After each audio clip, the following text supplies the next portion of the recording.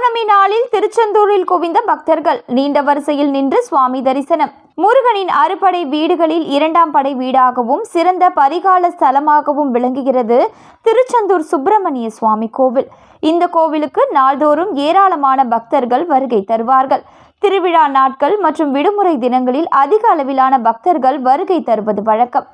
இதற்கிடையில் பௌர்ணமி நாளில் திருச்செந்தூர் முருகனை தரிசனம் செய்தால் வேண்டிய வரங்கள் கிடைக்கும் என்று சமூக வலைதளங்களில் பல்வேறு கருத்துக்கள் நிலவுகின்றன.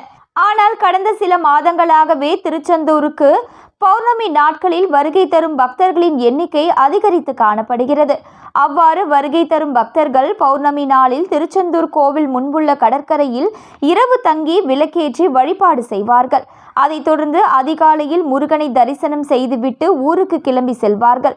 இதற்காக கடந்த சில மாதங்களாகவே சென்னை, மதுரை, கோவை போன்ற வெளி மாவட்டங்களில் இருந்து அதிக அளவிலான பக்தர்கள் வருகை தந்த வண்ணம் உள்ளனர். இந்த நிலையில் இன்றைய தினம் அதிகாலை முதலே ஏராளமான பக்தர்கள் கோவில் முன்புள்ள கடற்கரையில் குடும்பத்துடன் புனித நீராடி நீண்ட வரிசையில் நின்று சுவாமி தரிசனம் செய்து வருகின்றனர். மேலும் வெளியூர்களில் இருந்து பாத யாத்திரையாக வருகை தந்த பக்தர்கள் அலகு குத்தியும் காவடி எடுத்தும் அங்க பிரதட்சணம் செய்தும் சுவாமியை வழிபட்டு வருகின்றனர். இதனால் கடற்கரை பகுதி, கோவில் வளாகம், பேருந்து நிலையம் பகுதிகளில் பக்தர்களின் கூட்டம் அலைமோதி காணப்படுகிறது. இரவு நேரத்தில் கடலில் நீராடுவதற்கு அனுமதி இல்லை. பாறை நிறைந்த பகுதி என்பதால் இரவு நேரத்தில் பக்தர்கள் யாரும் கடலில் இறங்கி நீராட வேண்டாம் என்று காவல்துறை மூலம் கேட்டு தெரிவித்துக் கொள்கிறோம். குழந்தைகளை மிக கவனமா பார்த்துக்கங்க. குறிப்பா பெண் பக்தர்கள் தங்கள் குழுவில் இருக்கும்போது நீங்க கவனமா இருக்கணும். ஏன்னா உங்க பொருட்களை தனி கவனம் செலுத்துங்க. உங்க குழந்தைகளை நீங்க கையில பிடிச்சு கூட்டு போங்க.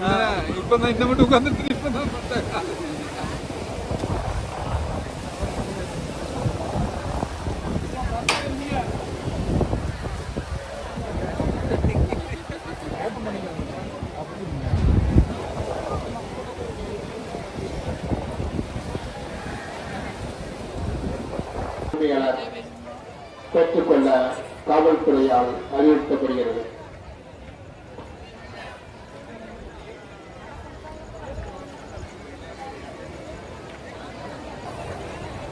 காவல்துறை அறிவிப்பு கடற்கரையில் ஒரு கார் சாவி